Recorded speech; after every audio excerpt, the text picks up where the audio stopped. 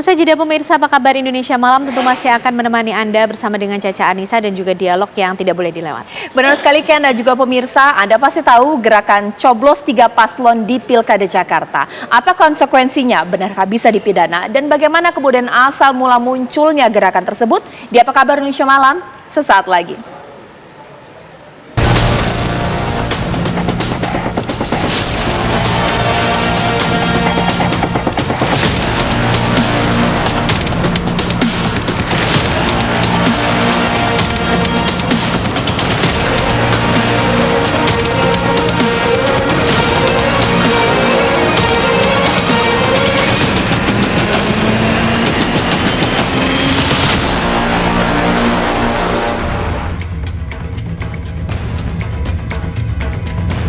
Pemilihan kepala daerah serentak akan digelar pada 27 November mendatang. Saat ini KPU seluruh Indonesia tengah memasuki tahap penelitian berkas calon kepala daerah yang akan berlaga di kontestasi pilkada. Salah satu ajang pilkada yang menjadi sorotan adalah pemilihan Gubernur Jakarta yang akan diikuti oleh 3 pasangan calon yakni Pramono Anung Rano Karno, Ridwan Kamil Suswono, serta Dharma Pongrekun Kunwardana yang berasal dari jalur independen.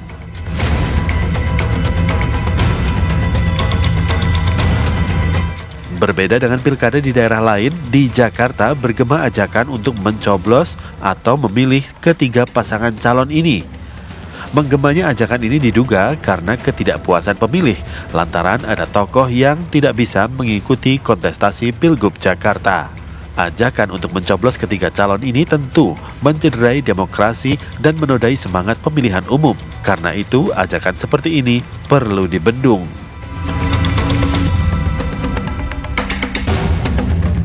Lantas seperti apa Komisi Pemilihan Umum bersikap dengan ajakan coblos 3 paslon ini? Bagaimana tim sukses ketiga paslon membendungnya?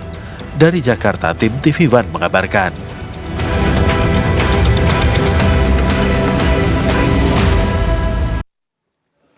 Pemirsa, kalau kita baca sejarah, gerakan golongan putih atau gerakan kelompok putih ini merupakan kelompok moral yang muncul pada pemilu 1971. Tapi pada saat itu konteksnya adalah bahwa pemilu berjalan tidak demokratis sehingga muncullah kelompok seperti itu. Pasca reformasi, berapa kali pemilu sudah kita lakukan. Upaya untuk membuat demokrasi kita lebih baik lagi pun sudah semaksimal mungkin pemirsa. Tapi kenapa kelompok seperti ini muncul? Adanya kelompok yang disebut sebagai anak abah mencoblos 3 paslon di Pilkada Jakarta pemirsa, itu artinya merusak surat suara atau surat suara tidak sah dan juga merupakan kelompok yang tidak memilih atau mungkin kelompok yang apolitis di pemilu kali ini pemirsa. Bolehkah ketika KPU DKI Jakarta sudah mengatakan hati-hati yang mobilisasi gerakan coblos 3 paslon bisa berujung pidana? Mari kita bahas di Apa Kabar Indonesia Malam. Narasumber saya sudah hadir di sini. Yang pertama saya sudah melihat di sini Mas Agung Baskoro merupakan pengamat politik kita. Selamat malam. Assalamualaikum. Waalaikumsalam, Caca. Dan saya juga sudah melihat ini mewakili tim dari Dharmakun di sini Bang Nelson Simajuntak. Selamat malam, Bang.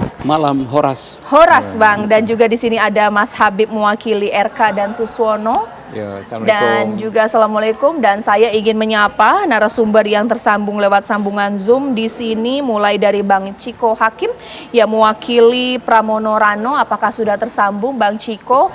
Sudah ya, alhamdulillah. Dan juga ada Ketua Divisi Teknis KPU Jakarta, Pak Dodi Wijaya. Selamat malam, assalamualaikum. Selamat malam, ya. Mbak. Boleh dijelaskan Pak Dodi? Ada berbagai macam pandangan, ada juga yang setuju, banyak yang tidak setuju ketika ada sebuah statement. Ada unsur pidananya atau melanggar hukum ketika melakukan kampanye, mengajak orang untuk mencoblos 3 paslon di Pilkada Jakarta. Seperti apa lebih jelasnya? Ya, terima kasih. Ini sebenarnya menunjukkan masyarakat atau publik sangat sayang ya di Pilkada Jakarta yang menjadi atensi banyak pihak, yang seringkali disebut pilkada rasa pilpres. Salah satunya memang Undang-Undang Daerah Khusus Jakarta mengamanatkan untuk menjadi gubernur wakil gubernur terpilih itu harus mendapatkan suara 50% plus 1. Kalau tidak ada maka akan dilaksanakan 2 putaran. Ini yang menunjukkan bahwa khusus Pilkada Jakarta sistem formula elektoralnya sama dengan pemilihan presiden. harus mendapatkan suara lebih dari 50% kalau tidak akan putaran. Sehingga atensi masyarakat itu cukup tinggi ya. Salah satunya adalah isu terkait dengan proses kandidasi, di mana ada yang merasa kurang puas dengan tidak ada calon mereka di dalam proses pencalonan kemarin. Namun kami melihatnya sebagai satu proses yang biasa saja. Pertama karena ranah untuk pencalonan ini kan ada dua jalur ya. Pertama jalur partai politik atau gabungan partai politik, yang kedua melalui jalur perseorangan. Sehingga ketika dua jalur itu sudah kami buka dengan maksimal, bahkan KPU DKI memberikan pelayanan secara maksimal bagi tiap calon, termasuk calon perseorangan, dengan melalui proses verifikasi administrasi dan verifikasi faktual. Namun faktanya hari ini hanya ada 3 pasangan calon atau bakal pasangan calon yang mendaftar di KPU DKI Jakarta.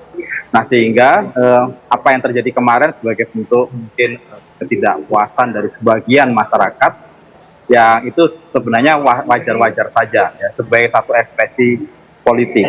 Namun sebagai proses untuk memilih itu kita tidak mengenal ya di negara kita konsep nota atau none of the above, atau yang memungkinkan pemilih menunjukkan ketidaksetujuan terhadap semua calon di surat suara. Nah, justru tindakan tersebut menjadikan suara tidak sah atau invalid vote.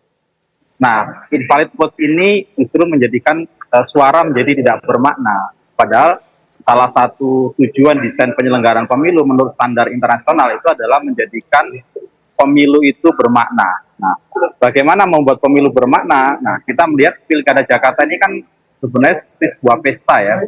Kita ini happy-happy, senang. Ibarat pesta dikasih suguhan ada 3 menu ya. 3 menu, kita sebenarnya memilih sesuai mana yang paling kita sukai. Nah, kalau justru kita diberikan hak, diberikan privilege, diberikan hak konstitusional, kemudian tidak digunakan, Ya, ini baik. justru yang rugi adalah masyarakat sendiri gitu. Oke, ditahan dulu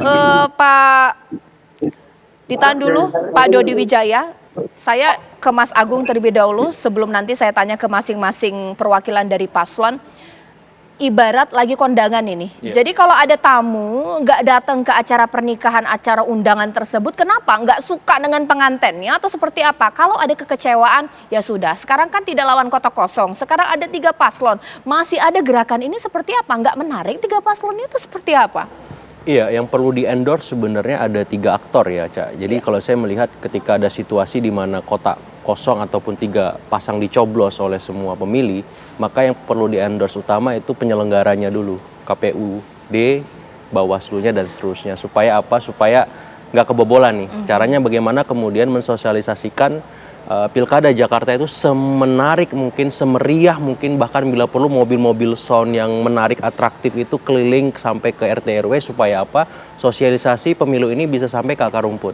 Yang kedua ya dikasih insentif ataupun apa ya, semacam pemanis lah supaya pemilih itu memang datang ke TPS dari sisi penyelenggaranya. Kemudian dari sisi kandidatnya yang paling penting adalah bagaimana kandidat-kandidat ini bisa mensosialisasikan program-program yang sesuai dengan kebutuhan masyarakat pemilih di Jakarta. Saya sering bilang anak Abah ini terrepresentasi dalam 3 golongan. Pertama yang memang kritis dengan pemerintahan Jokowi, yang kedua yang puas dengan kinerja Anies, yang ketiga Islam perkotaan. Nah, semua kandidat yang ada yang berkompetisi di Pilkada Jakarta, buatlah program yang merepresentasikan 3 itu.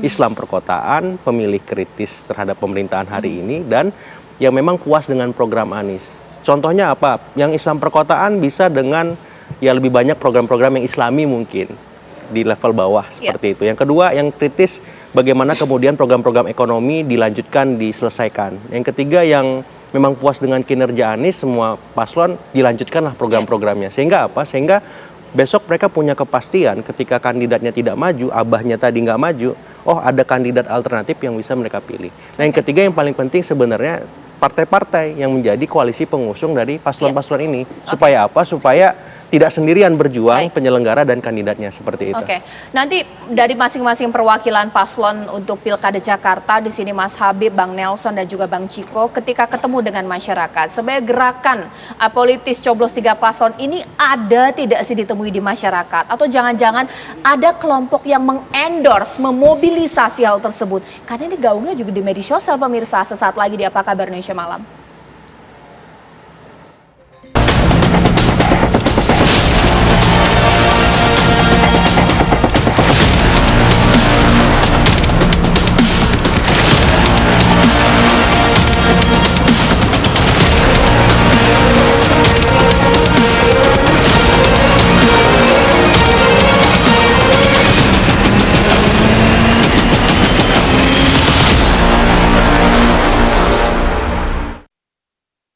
kita lihat terlebih dahulu supaya nggak bingung nih, dasar hukum hak memilih itu apa sih? Kita merujuk pasal 198 ayat 1 di mana warga negara Indonesia yang pada hari pemungutan suara sudah genap berumur 17 tahun atau lebih, sudah menikah dan sudah pernah menikah mempunyai hak memilih. Ayo, Anda punya hak memilih pastinya pergunakan karena merujuk pasal yang sudah tertera. Dan pasal 28 ayat 28E, setiap orang berhak dan bebas meyakini kepercayaan, menyatakan pikiran dan sikap sesuai dengan hati nuraninya. Dan juga ayat 3, setiap orang berhak bebas berserikat, berkumpul, dan mengeluarkan pendapat. Kebebasan Anda memilih sudah dijamin oleh undang-undang pemirsa. Selain itu ada pasal 515, setiap orang dengan sengaja, nah ini dia, dengan sengaja pemungutan suara menjanjikan memberikan uang, materi lainnya kepada pemilih supaya tidak menggunakan hak pilihnya atau memilih peserta pemilu tertentu, menggunakan hak pilihnya dengan cara tertentu, membuat surat suara tidak sah, dipidana penjara paling lama 3 tahun, denda 36 juta rupiah. Jadi jelas ya pasal 515 kalau Anda mau mobilisasi dengan memberikan iming-iming uang atau juga materi untuk mengarahkan ke satu paslon tertentu atau tidak salah satu di antara mereka. Atau mungkin juga mencoblos 3 paslon pemirsa. Tapi sebenarnya woro-woro atau ramai-ramai gerakan coblos 3 paslon di sosial media, benarkah ketika di lapangan ada kelompok seperti itu? Bang Habib. Ini Cak, saya tahun 97 ya, mahasiswa tertangkap ketika kita aksi yang namanya boikot pemilu 97. Saya paham betul ya kesulitan gerakan semacam ini ya. Boikot pemilu, golput atau coblos 3 paslon adalah dalam konteks merasionalisasikan demand atau tuntutan aksi tersebut kepada masyarakat, terutama paling tingkat grassroots. Kalau kita ngajak orang demo atau mengorganisir orang demo, misalnya menolak kenaikan harga BBM, menolak penggusuran, itu gampang rasionalisasinya. Tapi ya, kalau kita mengajak orang untuk tidak memilih, untuk membatalkan surat suara, rasionalisasinya itu seperti apa? Itu yang kesulitan. Zaman Orde Baru saja sulit. Yang waktu itu kan nggak demokrasi. Kanal-kanal tertutup semua, ya kan ya? Dianggap pemilu formalitas semua. Itu aja sulit sekali, apalagi zaman sekarang. Tadi teman dari KPU tadi, siapa Mas Doni ya kan mengatakan ada 2 jalur. De facto kan sebenarnya 3 sebenarnya ya. Partai parlemen ya kan yang sudah diturunkan juga kuotanya dari 20 menjadi 7,5%. Partai non parlemen juga cuma 7,5% dan perseorangan. Jadi bukan hanya 2, 3 ya kan. Jalur orang untuk masuk. Jadi sehingga sulit sekali menjelaskan kepada masyarakat ya, bagi siapapun bahwa proses kandidasi ini sudah dibajak atau sudah tidak demokratis. Faktanya banyak orang bisa masuk gitu kan ya. Misalnya kalau ada orang yang mengatakan akan dihambat dan lain sebagainya. Faktanya Pak Dharma bisa mendaftar dengan militansinya, dengan keuletannya bisa mengajukan pendaftaran. Saya keliling ke 13 kelurahan di Jakarta seminggu ini ya, Jakarta Timur. Saya mohon maaf tidak menangkap ya adanya gerakan tersebut di tingkatan akar rumput. Responnya positif-positif aja berarti. Jadi mereka justru antusias dengan pemilu. Ya dengan pemilihan umum ya kan. Walaupun nggak semuanya misalnya mendukung calon yang saya dukung ya, tapi antusias untuk mengikuti pemilu di di Jakarta ini. Kalau Bang Nelson bagaimana? Baik. Hashtag kita hari ini coblos semua kena pidana kecuali independen, harusnya begitu ditambahin ya. Kita sebenarnya sudah hari ini 13 kali lebih kurang yang melaksanakan pemilu dari mulai tahun 55. Survei membuktikan dari data yang ada untuk mereka yang memberikan anjuran, paksaan dan sebagainya sebenarnya. Kalau udah mulai kampanye ini, itu orang yang menyebut tadi, anak abah ya, itu yang harus dituntaskan dulu. Tapi kami berpandangan lain. Dari satu sisi, kita antara nomor 3, nomor 4 ini, negara demokrasi di dunia. Kita pelihara ini. Di sisi lain, kebebasan penuh. Karena itu tadi ada golongan yang menyatakan sedemikian. Di satu sisi kita menempatkannya di dalam regulasi, ya golongan putih. 2 ini yang kita bisa sebut tadi, Undang-Undang Dasar 45 kebebasan berdemokrasi tadi Mbak udah bacakan. Di Undang-Undang Otonomi Daerah juga ada, apalagi Undang-Undang Pemilu ini ya. Di sana siapa yang berhak? Kalau kita telusuri di sisi lain tentunya bahasa Jakarta saya sebut no justice without no product parliament. Nah, ini dia, ini dikatakan begini. Kalau dia di KUHP untuk masyarakat umum, tentunya ini produk parlemen. Kalau dia perda, hanya yang dua ini aja. Nah, di mana kita tempatkan? Kalau mendahului surat edaran, keputusan KPU apakah setara, ini nanti yang diletakkan, baru putusan pengadilan yang menentukan. Tapi ketika ke lapangan ketemu tidak dengan kelompok-kelompok yang resisten ini, yang apolitis ini? Sampai hari ini kami belum temukan. Oke, sekarang saya ke Bang Ciko. Kalau Bang Ciko seperti apa? Ada tidak sih ketika ketemu dengan masyarakat, ada yang kecewa katanya, nggak mau milih lah di Pilkada Jakarta, mau coblos aja tiga-tiganya di surat suara. Ada nggak sih Bang Ciko? Ada, tapi memang saya belum menemukannya secara signifikan ya jumlahnya ya. Kebetulan saya tinggal di Jalan Bangka di daerah Mampang Perapatan yang memang di daerah itu adalah basis pemilih dari Pak Anies Baswedan gitu. Nah, terkait dengan ini tentu selain itu juga di medsos kita lihat begitu ramai ya. Tapi kalau di medsos itu kan tidak bisa diterjemahkan satu posting artinya satu orang, atau bisa juga satu postingan dari beberapa orang, atau ada orang yang menyebarkan postingan sehingga terlihat ramai. Tapi pada prinsipnya kita tidak bisa menafikan keberadaan itu. Dan bagi kami di tim Mas Pram dan Bang Dul, yang kami upayakan adalah tentu untuk bagaimana kami bisa melihat apa alasan-alasan dari teman-teman yang akan melakukan ini. Nah, ini pertama yang harus sebenarnya kita mapping bersama ya, dari bukan hanya bagi kami, juga bagi paslon-paslon lain. Karena kita harus tahu, karena mereka juga adalah bagian dari warga Jakarta yang memang kita harapkan berpartisipasi dalam pilkada ini.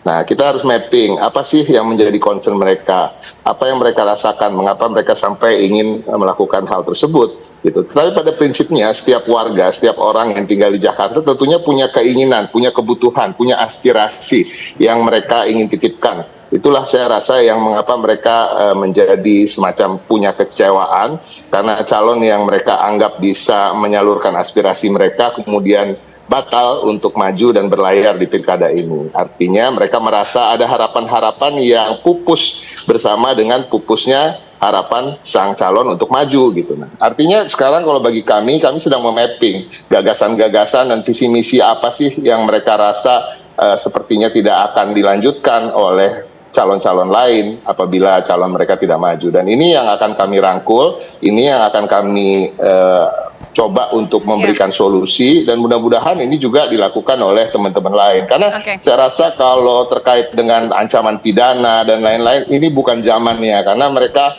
saya rasa tidak akan terlalu gentar terkait itu, apalagi juga mobilisasi yang dilakukan saya yakini tidak akan melakukan dengan cara mengiming-imingi apapun gitu. Mereka hanya akan mengajak tetangganya, seperti juga kami berharap orang mengajak tetangga untuk memilih paslon kami, dan saya rasa itu tidak ada larangan di situ, karena yang dilarang kan dengan cara-cara seperti mengancam atau mengiming-imingi uang dan materi dan lain-lain. Jadi harapan kami tentu, dan kami meyakini warga Jakarta yang berpendidikan tidak mengkultuskan individu, dan mereka senang dengan tokoh tertentu tentunya karena visi, misi, dan gagasan tertentu. Dan itu yang akan kami coba untuk kami lihat apakah cocok dengan visi misi yang akan kami usung, sehingga mudah-mudahan pemilihnya akan berpindah dari tadinya untuk merusak kertas suara dan memilih paslon kami. Oke, sesaat lagi ada yang mengatakan bahwa masyarakat Indonesia itu paling tidak suka kalau diancam-ancam, pemirsa, ditakut-takuti. Biasanya malah makin melawan, pemirsa. Nah, ketika ada gerakan coblos 3 paslon sebagai penyelenggara pemilu atau pilkada Jakarta, apa sih yang sudah dilakukan untuk membuat masyarakat mau untuk memilih di hari pencoblosan? Sesaat lagi.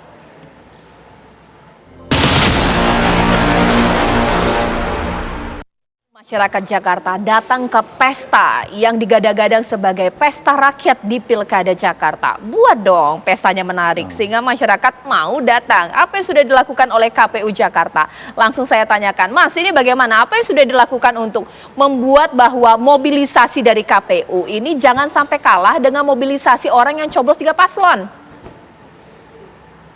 Ya, pertama kami setuju ya bahwa pendekatannya dengan pendekatan pemidanaan ya, karena itu kan lebih pada pendekatan yang sifatnya represif ya. Kami KPU ini kan lembaga pelayanan publik ya. Kami bertugas melayani dua hal. Pertama, melayani peserta pemilu, yaitu pasangan calon, partai politik, calon perseorangan. Yang kedua, melayani pemilih.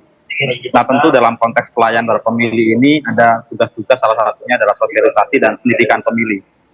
Pertama, kami melihat bahwa masyarakat Jakarta ini adalah masyarakat yang cukup rasional ya. Kedua, juga heterogenitasnya sempurna. Jadi kalau mau mencari apa aja dari yang paling kaya sampai yang paling miskin, yang paling religius sampai paling hedonis, semuanya ada di Jakarta. Sehingga dengan itu kami melihat bahwa akan banyak masyarakat yang berpartisipasi dalam pilkada ke depan.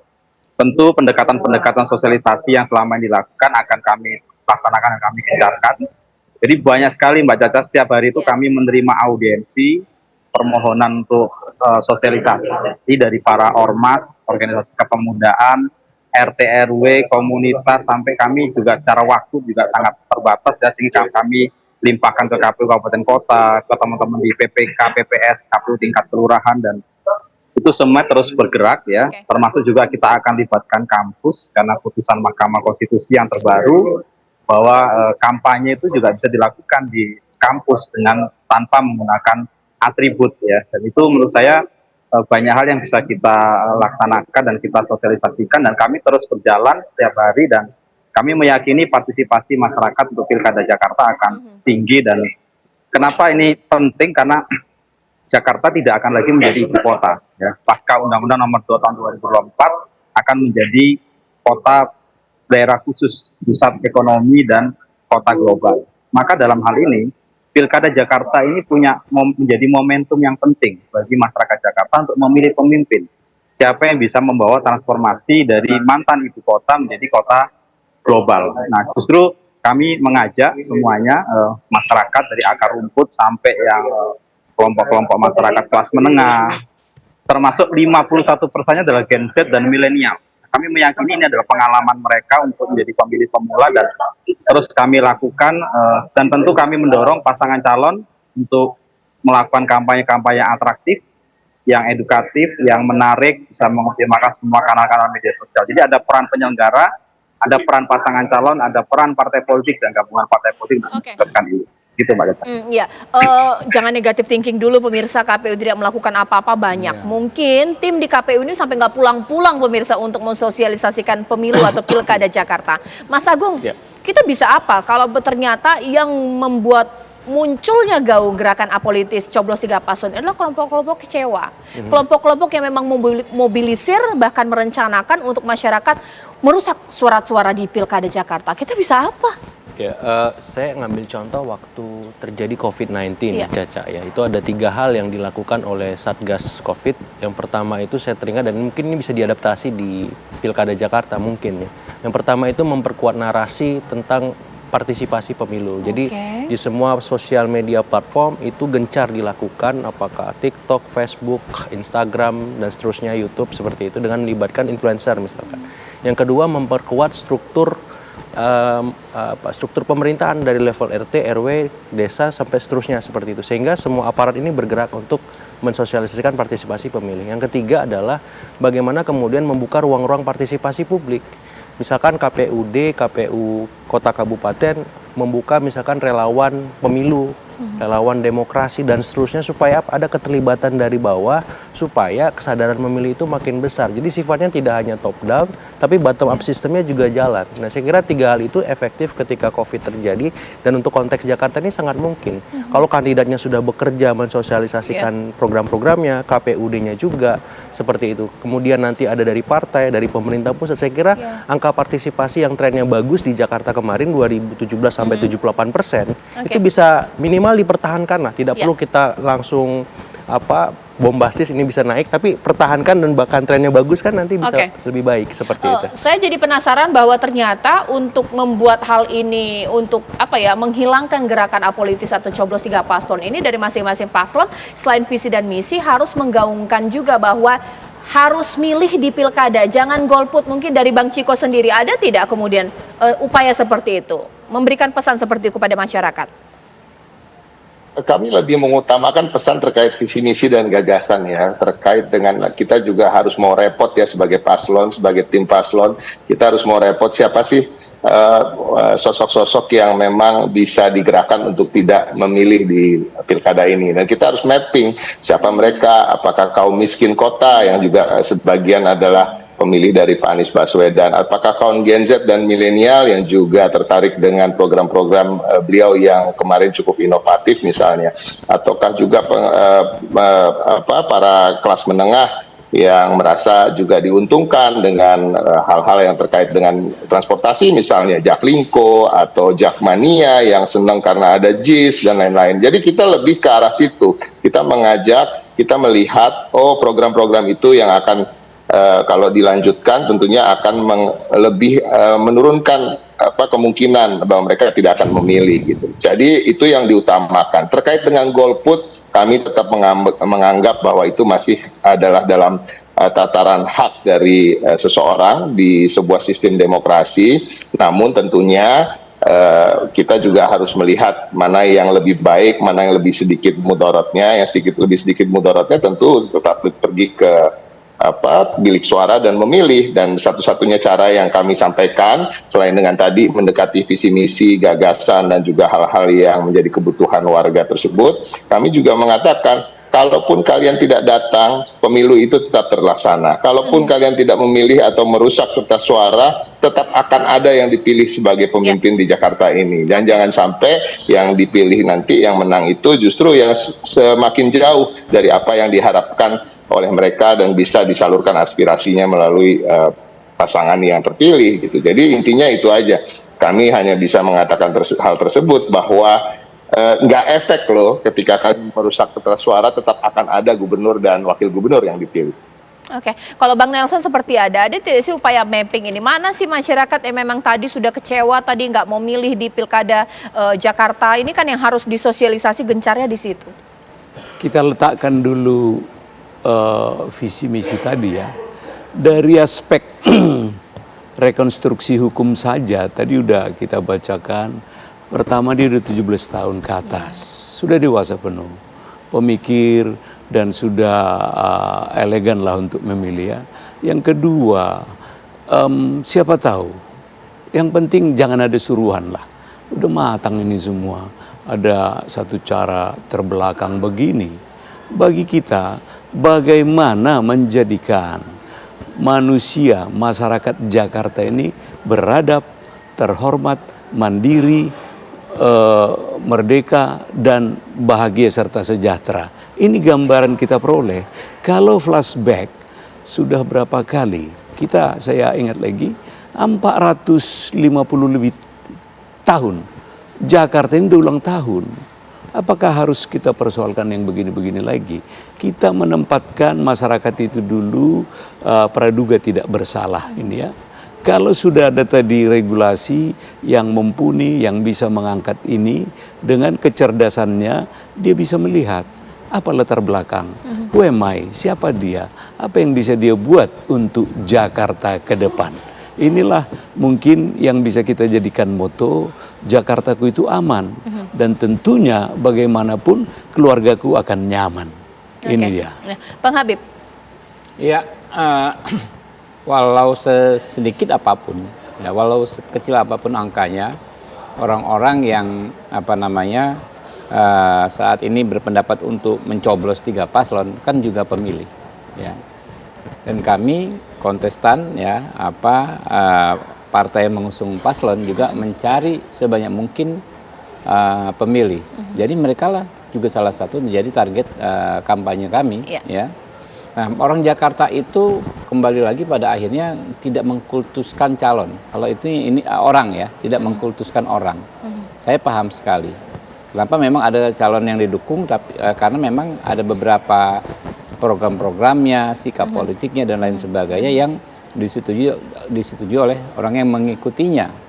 Ya, tapi bukan berarti ya dia akan stagnan pada satu orang tertentu saja, enggak. Nah, kita ada waktu ya sampai ke pencoblosan, apakah kampanye resmi, kampanye yang dialokasikan oleh KPU atau waktu sosialisasi non kampanye lainnya. Nah, saya juga nanti perlu mendorong KPU juga dan Bawaslu ya. Soal sosialisasi ini juga jangan terlalu strict yang tidak pada tempatnya. Ya, sudahlah sekarang kita ada ancaman misalnya berkurangnya partisipasi, tapi aktivitas paslon dan tim kampanyenya, tim pendukungnya dibatasi dengan pengawasan yang berlebihan. Kan banyak di pilkada kemarin kumpul-kumpul dikit dibilang kampanye di luar jadwal, dipersoalkan, jadi orang trauma takut. Saya pikir sekarang udahlah, ya emang ada aturannya, kita penuhi saja, tapi jangan berlebihan. Nah itu salah satu hal yang teknis juga, ya, karena ini semua orang mau kampanye. Tempat kami ya kan pengen mempengaruhi, pengen mengajak orang yang tadi misalnya ingin memilih Pak Anies ya kan. Akan ikut kami, begitu juga Pak Ciko, begitu juga Pak Nelson, kurang lebih begitu. Oke, dari partai politik atau dari paslon ini tim suksesnya berupaya untuk membuat masyarakat memilih mereka. Dari KPU juga berusaha untuk membuat pemilu atau pilkada Jakarta ini menarik, semenarik mungkin. Jikalau masih ada kelompok yang mobilisasi pemirsa untuk membuat warga Jakarta mencoblos 3 paslon, kira-kira narasumber saya setuju tidak bahwa pidana menjadi jalan akhir sesaat lagi? Ya, Mas Agung, sebenarnya dari Mas Agung terlebih dahulu deh. Wajar nggak sih kalau misalnya jalan akhir ketika ada kelompok yang memobilisasi untuk tidak memilih atau mungkin juga coblos 3 paslon dipidana? Ini ada undang-undangnya. Iya bisa, cuman saya kira efektivitasnya kurang gitu ya. Kalau misalkan pendekatan koersif diutamakan. Jadi lebih baik kalau untuk pemilih-pemilih rasional ini pendekatannya lebih persuasif, partisipatif, supaya apa? Supaya muncul kesadaran dari mereka, dan buat pemilih-pemilih rasional itu hal yang sebenarnya gampang distimulus. Tinggal apakah kita tadi kata Bang Ciko mau capek dikit kandidatnya, KPU-nya, Bawaslu-nya, masyarakat-masyarakat yang memang mau memilih untuk ngajak yang lain. Tapi yang jelas saya ingin mengelaborasi bahwa selain pemilih rasional yang kita elaborasi, ada pemilih yang juga terpapar sebagai irisan-irisan sosiologis. Ada juga pemilih yang memilih karena irisan psikologis.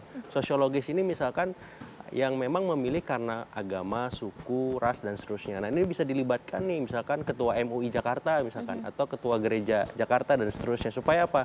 Umat-umat yang terafiliasi dengan pemilih sosiologis tadi tergerak gitu. Nah yang psikologis ini apa? Yang psikologis ini yang memilih karena tampangnya, tutur katanya, dan seterusnya. Sehingga apa? Sehingga kalau semua dilakukan pendekatan ke pemilih rasional, pemilih sosiologis, pemilih psikologis, otomatis partisipasi itu bisa meningkat dengan sendirinya seperti itu. Kalau Mas Habib setuju nggak bahwa pidana menjadi jalan akhir? Ya, nah, kalau dalam konteks ilmu perundang-undangan, pidana itu kan ultimum remedium, langkah terakhir. Ya. Sementara kita sekarang juga kan mengenal konsep restoratif justice, ya kan, yaitu bahwa ya pilihan yang paling akhir lah, ya kan, penindakan secara pidana tersebut. Kenapa? Ya kan kondisi kita ini kan penjara udah overcrowded, Pak. 300%. Masa mau tambah lagi gara-gara golput begini kan?